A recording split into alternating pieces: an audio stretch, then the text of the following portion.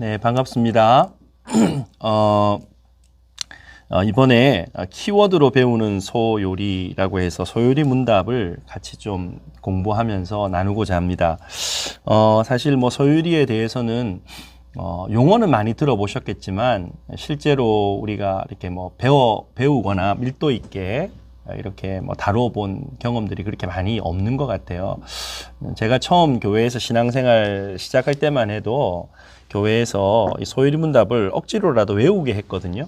근데 요즘에는 주일학교에서 거의 뭐 이렇게 억지로라도 외우게 하는 경우도 거의 없는 것 같아요. 그래서 용어만 알고 우리가 잘 모르는 내용들이 또 소요리 문답이고요.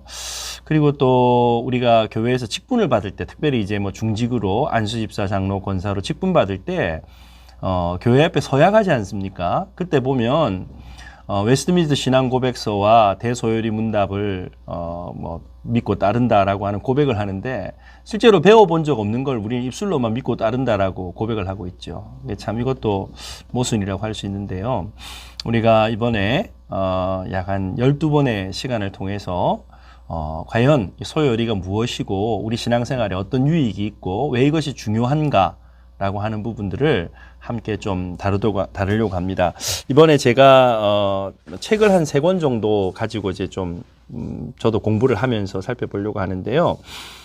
영국에서 공부하면서 교리사에 대해서 공부를 하고 그리고 특별히 교리 교육에 대해서 큰 관심을 갖고 있는 정두성 박사라고 하는 분이 계십니다.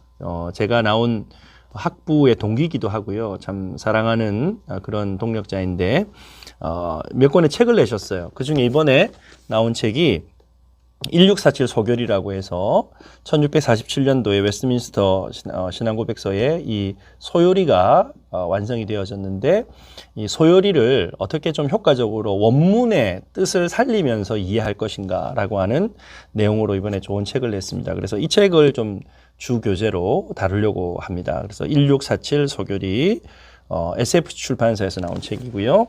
그 다음에 두 번째 책이 이 소요리를 좀 머릿속에 구조화하고 또 이해하기 쉽도록 이렇게 키워드를 가지고 역시 말씀드렸던 정두성 박사가 쓴 책인데 키워드 카테키즘이라고 하는 책을 썼어요. 그래서 이번에 이제 강의를 하면서 제가 한 3번째 시간, 4번째 시간 정도부터 소요리의 문항을 본격적으로 들어갈 때 전체적인 구조를 이 키워드 카테키즘이라고 하는 책에 나오는 구조를 가지고 구조를 전체적으로 잡아서 머릿속에 마인드맵을 하면서 그렇게 이제 이해를 하려고 합니다. 그래서 이 책도 참 10가지 키워드를 가지고 이제 교리를 설명하고 있는데 아마 이번에 12번 강의로 끝날 수는 없을 것 같고요. 2022년도 가을 학기까지 이렇게 쭉 연결해서 전체 소요리를 다루는데 이 책을 쓰도록 하겠습니다.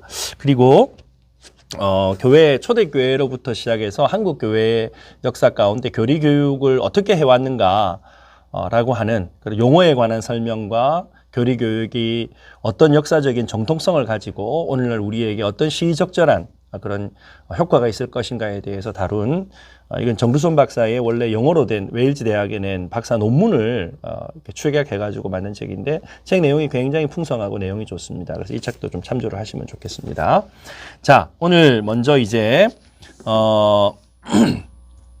신앙의 기초를 우리가 어떻게 쌓을 것인가라고 하는 주제를 가지고 먼저 좀 이야기를 하려고 합니다. 여러분, 교회에서 신앙생활을 할 때 우리가 예수를 믿는다라고 하는 것에 대해서 물론 뭐 새가족 교육도 있고 뭐 양육 훈련도 있고 제자 훈련도 있지만 이런 개념과 체계를 가지고 특별히 신앙생활을 한 경험들이 우리가 별로 없는 것 같아요. 특별히 이제 요즘에 이제 주일학교의 상황을 보면서 안타까운 것 중에 하나는 주일학교가 너무 흥미 위주, 재미 위주가 되다 보니까 그래서 어떻게 하면 아이들 재밌게 할 건가, 즐겁게 할 건가, 그리고 흥미 떨어지지 않게 할 건가 이렇게 하다 보니까 어떤 체계라고 할까요? 그러니까 한마디로 말하면 우리 교회에서 신앙생활을 하게 되면은 이 아이가 주일학교를 마칠 때쯤 어떤 신앙인이 되어 있을 건가에 대한 어떤 비전이 없어요. 예, 그런 체계도 없는 거죠. 그래서 뭐 모태신앙 같은 경우는 그래서 부모님 손에 끌려서 교회 안 가면 혼나기 때문에 혹은 뭐 친구가 좋아서 이렇게 이제 교회를 가다 보니까 교회에서 어떤 체계 없는 신앙생활을 하게 되는 거죠. 그리고 특별히 한국 교회의 문제점 중에 하나로 저는 생각하는 것이 우리 교단 안에도 보편적인 커리큘럼을 물론 총회 교육국에서 뭐 이런 커리큘럼을 제시하긴 하지만 개 교회가 잘 쓰려고 하지 않아요. 보편적인 커리큘럼이 없어요. 그래서 교회마다 목사님 스타일대로 목사님이 추구하고 중요하다고 생각하는 대로 어떤 교회는 뭐 말씀 중심, 뭐 교회 중심, 어떤 신학적인 어떤 뭐 개념을 많이 뭐 강조를 한다든지 또 어떤 교회는 은사 중심 뭐 이래가지고 주로 담임 목사님의 체험과 은사에 따라 가지고 이런 커리큘럼이 좌지우지되는 그런 경우를 보게 됩니다. 자, 그러다 보니까 대다수의 교회가 특별히 우리가 장로교회라고 우리가 이제 장로교회 신자인데 장로교회가 동의할 수 있는 커리큘럼이 필요하다라고 하는 그런 시대적인 필요가 있죠. 이런 필요는 역사 가운데 계속해서 이렇게 주장되어져 왔고 역사적인 필요를 채우려고 하는 노력들도 계속되어져 왔습니다. 특별히 그 종교개혁 시대에 성도들의 신앙 교육을 위해서 공교회가 어떻게 모든 이 교회에 속해 있는 성도들을 체계를 잡아서 건강한 신앙인으로 키울 것인가에 대해서 여러 가지 고민들을 많이 하는 가운데 여러 가지 커리큘럼들을 만드는 작업들이 많이 있었어요. 실례로 16세기에 독일의 팔치 지방에 프리드리히 3세라고 하는 영주가 있었는데 모든 교회와 학교를 보니까 공통으로 사용되어진 커리큘럼이 없어갖고 막 중구난방인 거예요. 그래서 요리문답을 만들어서 교회와 학교에 보급을 하게 됩니다. 특별히 이제 독일은 국가교회 시스템이기 때문에 그것이 가능했던 것 같아요. 그래서 아예 법을 만들고 요리문답을 학교와 그리고 가정에서 마땅히 가르치도록. 그래서 가정에서는 부모가 가르쳐야 됐고요. 학교에서는 선생님이, 교회에서는 목사가 그리고 교리교사가 이 요리문답을 반드시 가르쳐야 했던 그런 시절도 있었어요. 특별히 우리가 이번에 다루게 되어지는 웨스트민스터 신앙고백서의 소요리문답 역시도 17세기 중반 영국에서 만들어졌는데 역사적인 배경이 있습니다. 영국의 장로 교인들이 이 제임스 1세와 찰스 1세 시대의 치하를 거치면서 그들이 영국 국교회로부터 굉장한 핍박을 받게 됩니다. 그런 상황 가운데 바른 신학이 필요하다. 그리고 교회를 하나님의 말씀의 기준, 어떤 교회의 전통이 아닌 하나님의 말씀의 기준 위에서 바로 교회를 세워야 된다라고 하는 어떤 그런 문제, 필요성들이 대두가 되어졌어요. 그래서 1643년 7월에 웨스트민스터에 총회가 소집이 되어지고 6년의 회기를 거쳐서 웨스트민스터 신앙고백서가 만들어지게 되는 것입니다. 이 가운데 이제 교회 정치와 예배 모범을 만들고 평신도 교육의 기초가 되어지는 대소요리 문답이라고 하는 것을 만들어요. 대요리 문답은 모두 196개의 문항으로 되어져 있고요. 소요리 문답은 모두 107개의 문답으로 되어져 있습니다. 자, 대요리 문답은 성인 그리고 목회자 준비생들을 위해서 교육하기 위한 용도였고요. 소요리 문답은 대상이 초신자, 청소년, 그 다음에 세례를 준비하는 사람들을 위해서 준비되어졌어요. 그래서 대요리, 소요리는 우리가 구약 성경에 대선지서, 소선지서 하는 것처럼 분량을 가지고 얘기하는 겁니다. 대요리가 더 중요하고 소요리가 뭐 덜 중요하다는 게 아니죠. 그래서 이런 분량의 차이 그리고 교육하는 대상의 차이에 따라서 대요리, 소요리를 나누었다. 이렇게 이제 이해를 하시면 되겠고 특별히 오늘날 이 교리 교육을 잘 하지 않는 이유 중에 하나가 앞서 말씀드린 것처럼 이게 이제 17세기에 만들어진 게 되어 놓으니까 너무 고리타분하다고 생각하는 거예요. 시대가 바뀌는데 어떻게 300년 전의 것을 지금 사용하느냐라고 하는 그런 이제 올드 패션이라고 하는 오늘날 교육 환경에 맞지 않다라고 하는 생각이 지배적이기 때문인 것 같아요.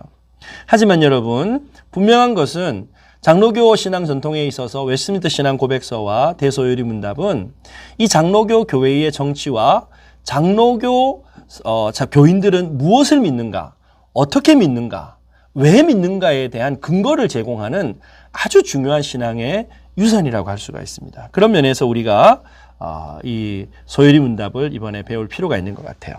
자, 여기서 잠시 용어를 좀 정리를 하고 넘어가야 될 필요가 있을 것 같아요.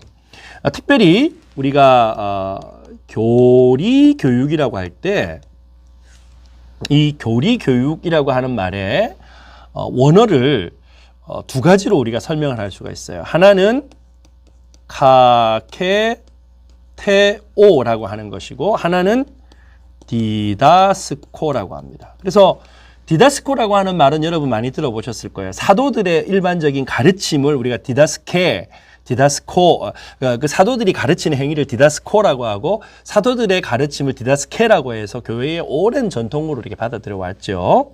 그런데 이 카케테오라고 하는 단어와 디다스코라고 하는 단어가 신약 성경에 공동으로 사용되어지는 단어입니다. 둘 다 가르치다는 뜻을 갖고 있는데 특별히 누가와 바울의 경우에 상황에 따라서 카케테오와 디다스코를 전혀 다른 용례로 쓰고 있어요. 자, 디다스코라고 하는 말은 가르치다 라고 하는 가르치는 행동에 강조점을 가지고 있어요. 가르치는 행동에. 그렇다면 카케테오는 뭐냐? 가르치는 행동 플러스 그 가르침의 내용까지도 다 포함을 하고 있어요.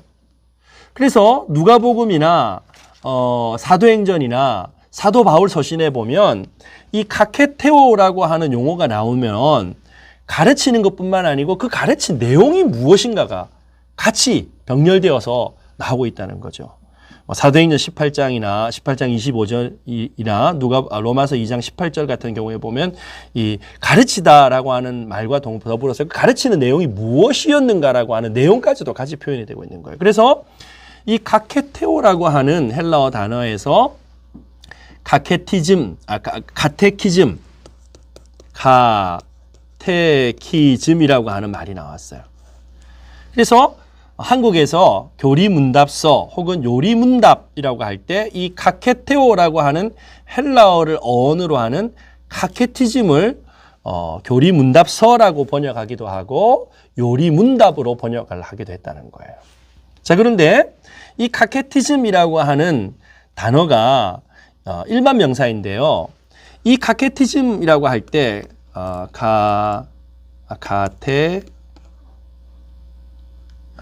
죄송합니다. 스펠링이 기억이 잘 안 나네요. 카테키즘이라고 할 때 앞에 대문자 C를 쓰고 앞에 정관사 더를 쓰면요.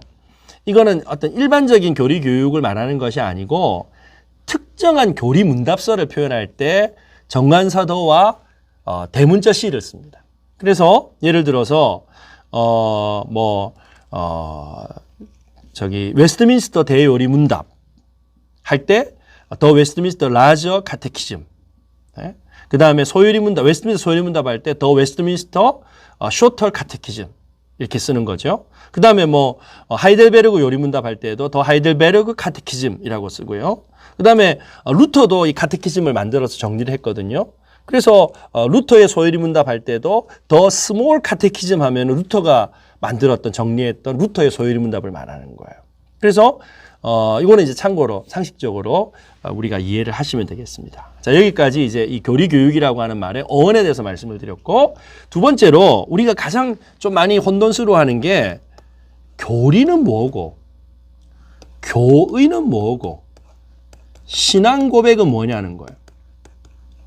자, 이 책 우리가 아까 말씀드렸던 정두성 박사의 이 교리 교육의 역사의 정리를 잘 해놓았기 때문에 제가 이 책을 가지고 좀 정리를 해드리겠습니다. 자, 먼저 교리라고 하는 것은 성경의 진리 그 자체를 말하는 거예요. 성경의 진리 그 자체. 그러니까 성경을 통해서 하나님께서 말씀하시는 내용이 기독교의 교리죠, 교리. 그래서 이 교리는 변할 수 있다, 없다? 교리는 변할 수 없어요. 교리는 사람이 정해서 만든 것이 아니죠. 하나님께서 계시하신 하나님의 뜻이라는 거예요. 자, 교리의 핵심은 삼위 하나님이죠.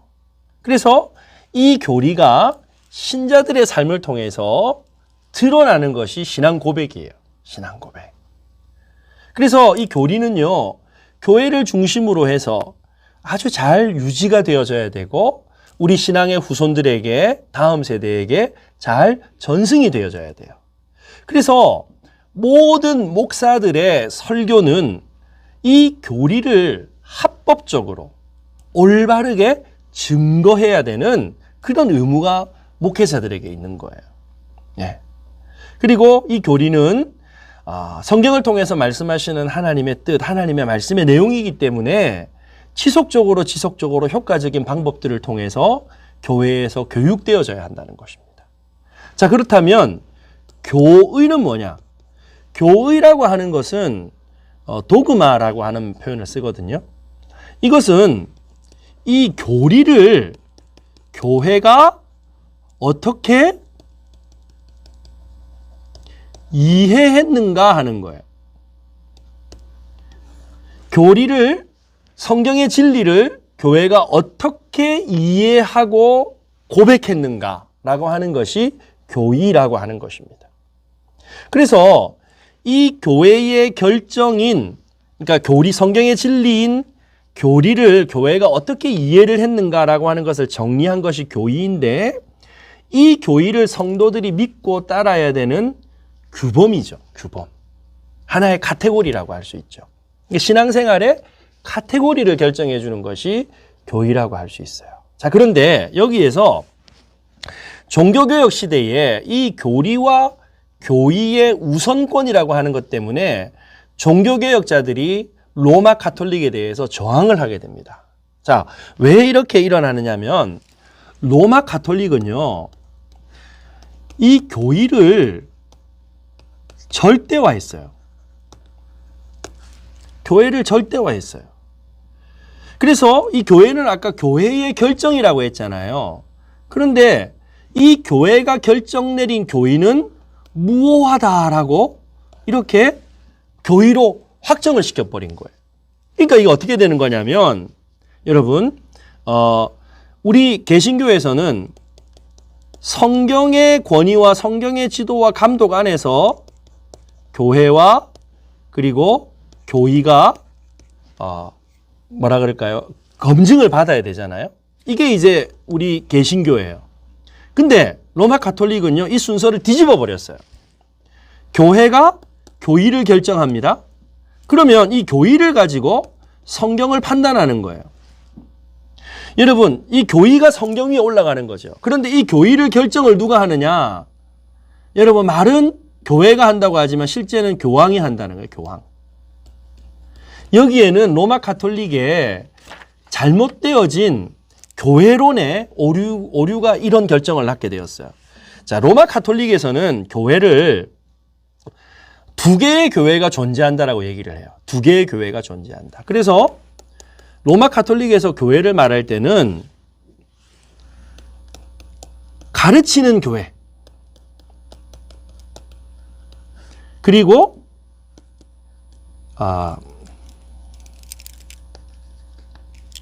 다시요. 교회는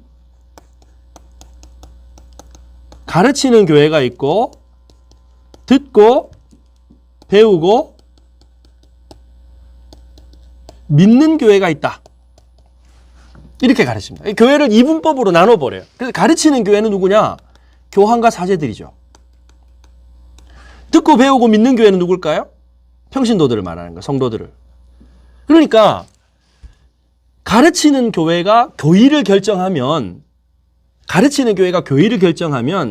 듣고 배우고 믿는 교회인 성도들은 그 교회를 무조건 따라야 된다는 거예요. 그래서 이 가르치는 교회가 결정한 교의는 절대적으로 무효하다. 이게 결국은 교황 무효설로 가는 것이고, 성경을 해석하는 권리가 교회에게 있다라고 하는 그러한 잘못되어진 신학으로까지 연결이 되어지는 것이죠. 여러분, 역사상 수많은 교회의 결정들이 있어 왔는데, 이 교회의 결정들 가운데 오류가 있었어요. 오류가. 그래서 여러분, 종교개혁자들이 종교개혁을 일으킬 때 왜 종교개혁을 일으켰는가? 교회가 말하고 있는, 교회가 지금 가르치고 있는 교의가 하나님의 말씀인 교리에서 벗어난다고 그들이 이해하기 시작했기 때문이에요. 그래서 교회가 결정한 어떠한 교의도 성경 자체, 성경의 진리, 성경이 말씀하고 있는 교리를 넘어설 수 없다 라고 하는 것 때문에 가장 대표적인 교리가 이신칭의 교리잖아요. 로마 가톨릭은 이 이신칭의 교리를 버렸거든요. 그래서 성경에서 벗어났다. 교리에서 벗어났다. 하나님의 말씀 진리에서 벗어났다. 그래서 종교개혁을 일으켰던 것이죠. 그래서 역사상에 수많은 이런 이 교리를 교회가 잘 정리하고 공포할 수 있도록 수많은 종교회의들이 있어 왔어요. 이 종교회의들은 교회가 결정한 교의를 가지고 씨름하는 것이 아니고 진리인, 진리의 기준과 잣대가 되어지는 하나님의 말씀이 뭐라고 말씀하고 있는가. 아무리 교회가 수백 년 동안, 수천 년 동안 가지고 와 있는 전통이라 할지라도 그 전통이 하나님의 말씀이 가르치는 진리에서 위배되면 개혁해야 된다. 그래서 여러분 초대교회 종교개혁자들이 끊임없이 외쳤던 슬로건이 무엇입니까? 교회는 날마다 끊임없이 개혁되어져야 된다. 그래서 우리가 개혁교회라고 하잖아요. 여러분 개혁이라는 게 그냥 뒤집어 엎는다는 뜻이 아니에요. 표준, 진리인 하나님의 말씀, 그 진리 교리의 조명 아래서 기준 아래서 잘못되어졌다면 인간이 아무리 수십 년, 수백 년, 수천 년 동안 지켜왔던 전통이라 할지라도 이게 하나님 말씀이 아니야 라고 하면은 개혁하는 거죠. 그래서 많은 사람들이 가지고 있는 오해 중에 하나가 로마 가톨릭하고 개신교가 사촌간이 아니냐? 아니요. 그렇지 않아요. 초대교회는 체계적인 어떤 교의를 만들지는 않았어요. 신앙 고백서도 없었죠. 하지만 특별히 사도들의 가르침이라고 알려져 있는 디다케를 보게 되면 성경의 진리를 그대로 그 시대의 언어로 표현을 했어요. 그런데 여러분 초대교회가 로마에 의해서 공인화가 되어지고 어떤 세상의 권력과 야합되어지기 시작할 때 특별히 이 인간의 죄성으로 말미암아서 끊임없이 이 인간들이 세운 전통을 가지고 세상의 권력도 유지하고 싶었던 거예요. 그러다 보니까 성경이 아니고 인간이 만들어 놓은 전통, 로마 가톨릭의 교의를 가지고 많은 신자들을 억압하고 핍박했던 것이죠. 그래서 여러분 심지어 우리가 상식적으로 알고 있는 것처럼 그 시대에 성경은 라틴어로 되어져 있었기 때문에 이미 라틴어는 종교개혁 시대에 죽은 언어거든요. 사용하지 않는 언어예요. 그다음에 그 당시에는 문맹률이 높았기 때문에 일반 시민들은 성경을 읽을 수가 없어요. 그래서 교황이 가르치는 거, 교황을 통해서 사제들을 통해서 내려오는 그것을 그들은 진리라고 이해하고 받아들이고 그거 믿고 따랐던 거예요. 그러다 보니까 여러분 성경에 없는 연옥설이 나오게 되어지고 여러분 뭡니까 뭐죠? 죄를 사해 준다라고 하는 그 면죄부가 나오게 되어지고 이런 중세 교회의 어두운 타락이 일어나게 되어졌던 거예요. 그러니까 하나님의 말씀인 진리, 바른 교리에서 벗어나면 기독교 신앙은 부패할 수밖에 없다는 것을 천년의 중세 교회가 우리에게 보여주고 있는 것이죠. 자, 그리고 교리 교육을 말할 때 교리 그리고 교의와 더불어서 우리가 중요하게 생각하는 것이 이 고백입니다. 고백. 자, 고백이라고 하는 것, 이 고백에 가장 정리되어져 있는 표준이 사도신경이라고 할 수 있어요. 사도신경은 나는 믿습니다라고 하는 이 크레도라고 하는 말로 시작이 되어지거든요. 나는 믿습니다. 그러니까 내가 믿는다. 여러분 거기 보면 사도신경에 보면 삼위일체 하나님을 믿죠. 그리고 주님께서 핏값 주고 사신 공교회를 믿죠. 그리고 종말을 믿고 하나님의 심판을 믿잖아요. 이게 여러분 성경 안에서 나온 진리 교리잖아요. 그걸 내가 믿는다는 거예요. 그런데 이 믿음의 고백, 나는 믿습니다.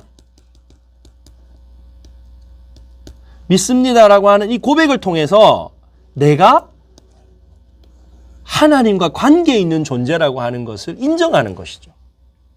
그러므로 여러분 이 고백은요 철저하게 공적입니다. 공적 선언입니다.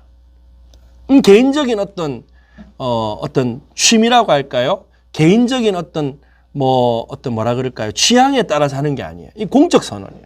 그래서 특별히 초대교회의 전통 우리가 나중에 더 살펴보겠지만 초대교회에 세례를 줄 때 이 사도신경을 공부를 시키는데 2년에서 3년 이상 공부를 시켰다고 해요. 그리고 이 고백을 한다 그러면 이 고백이 내가 하나님과 관계되어져 있고 하나님과 생명에 연결이 있는 존재라고 하는 것을 고백하는 것인데 이 고백을 한다 그러면 그 고백에 합당한 삶을 살아야지. 그래서 여러분 세례를 받을 수 없는 초대교회의 직업군들 중에서 세례를 받을 수 없는 직업군이 있었어요. 로마 군인들 세례 받을 수 없었어요. 왜? 로마의 법을 집행하면서 기독교 신앙을 핍박했기 때문에 세례 받을 수 없었어요. 그 다음에 교사, 학교 선생님들 로마 황제가 신이다라고 하는 내용들, 로마의 철학을 가르쳤잖아요. 그렇기 때문에 세례받을 수 없었어요. 그래서 이 사도신경을 고백하면서 세례받기를 원하는 세례 대기자들은요, 이 직업을 그만둬야 세례를 받을 수가 있었어요. 그러니까 공적 선언인과 동시에 생명을 거는 고백이었다는 것이죠. 그래서 이 내용이 무엇이냐? 예수는 그리스도이시고 예수가 죄인의 죄를 속량하기 위해서 십자가에 죽으셨고 그분이 하나님의 아들이시고 약속대로 3일 만에 다시 살아나셔서 죄의 권세를 깨뜨리셨다는 이 고백이죠. 이 고백을 통해서 내가 하나님과 하나님의 생명과 연결되어진 존재라고 하는 것을 고백했어요. 이걸 위해서 생명까지 걸었다는 거예요. 그런 면에서 오늘날 한국교회의 세례교육 좀 우리가 돌아보고 점검해 볼 필요가 있을 것 같아요. 그래서 우리가 초대교회로 돌아가자라고 할 때 이 초대교회에서 세례교육을 시키면서 이 사도신경의 교육을 잘 시켰던 것만 우리가 잘 전통을 이어받기만 해도 저는 초신자들 교육을 하는데 굉장히 유용하다고 생각해요. 여러분 한국교회에서 어느 순간인가부터 사도신경 잘 가르치지 않아요. 그냥 외우라고만 하지. 주기도문 가르치지 않아요. 십계명 가르치지 않아요. 여러분 사실은 사도신경, 주기도문, 십계명이 신앙생활의 기초예요. 사도신경 나는 믿습니다. 누구를 믿는가, 무엇을 믿는가, 믿음의 고백의 내용이잖아요.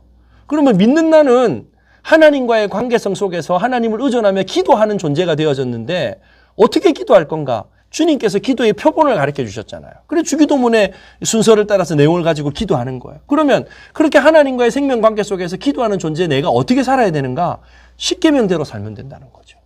그래서 교리와 삶이 항상 일치되는 삶이 초대교회의 전통이고 장로교회의 아주 귀한 신앙의 전통이다라고 우리는 이해할 수 있어요. 그래서 교회개혁 시대에 이런 수많은 신앙 고백서들이 만들어져요. 왜냐하면 이 로마 가톨릭이 하나님의 진리의 말씀, 교리에서 벗어났기 때문에 이걸 바로잡기 위해서는 생명을 걸고 신앙 고백을 할 수밖에 없었던 거죠. 그래서 수많은 교회개혁 시대의 신앙 고백서들이 초대교회가 성경에 근거해서 바르게 공포했지만 중세를 지나면서 변질되어졌던 이 교리를 성경을 통해서 재조명하기 위하여서 바른 신앙의 고백을 정리하기 위해서 종교개혁 시대의 수많은 신앙 고백서들이 만들어졌다. 이렇게 우리가 이해할 수 있는 것입니다.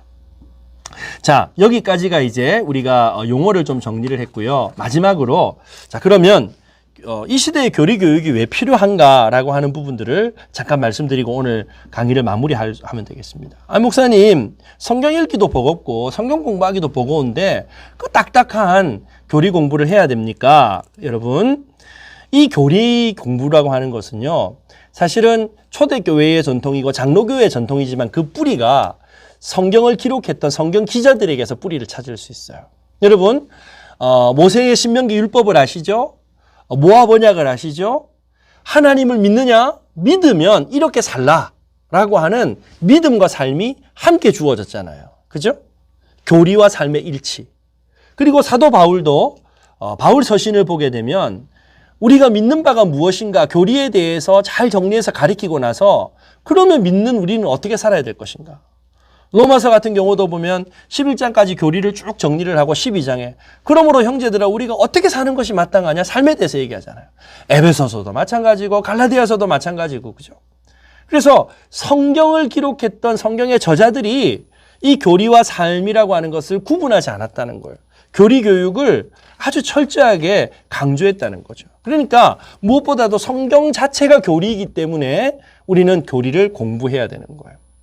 그리고 이 교리를 공부하는 것을 통해서 신앙의 바른 체계, 다른 말로 뼈대, 든든한 뼈대를 세울 수가 있어요.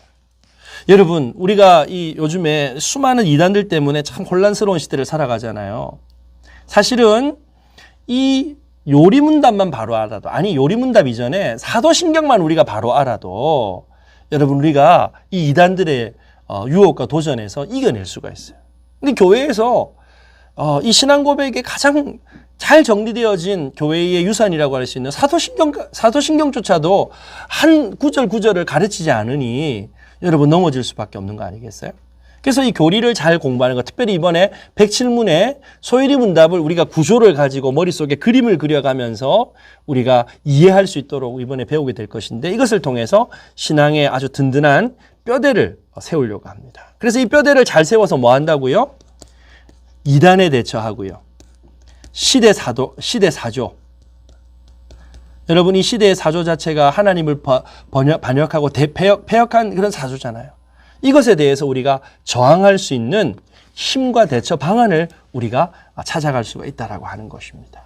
그래서 우리가 디모데후서 3장 14절에 말씀한 것처럼 바른 진리를 배우고 확신한 가운데 우리의 신앙을 아름답게 세워서 장성한 분량에 이를 수 있도록 그렇게 신앙생활을 잘 해야 될 것입니다. 그럼 이 교리 교육을 누가 담당해야 되는가? 1차적으로는 교회의 목회자들의 담당이죠. 그리고 우리가 장로교 교회 전통을 얘기할 때 칼빈을 많이 얘기하는데, 엄밀히 말하면 장로교 정치체제는 칼빈이 세운 건 아니에요. 하지만 칼빈주의를 우리는 따른다. 칼빈의 개혁주의를 우리 따른다라고 하잖아요.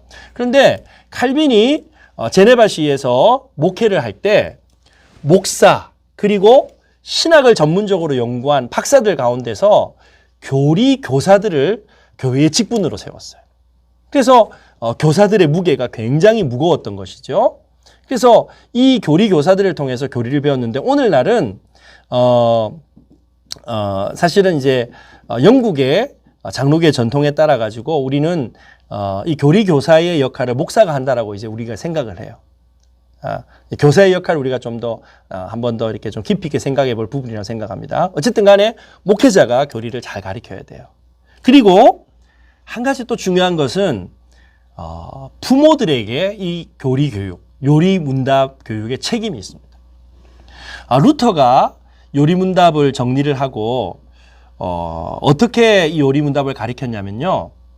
한 주간 집에 가서 이 요리를 잘 가르칠 수 있도록 종이에 인쇄를 해서 나눠줬어요.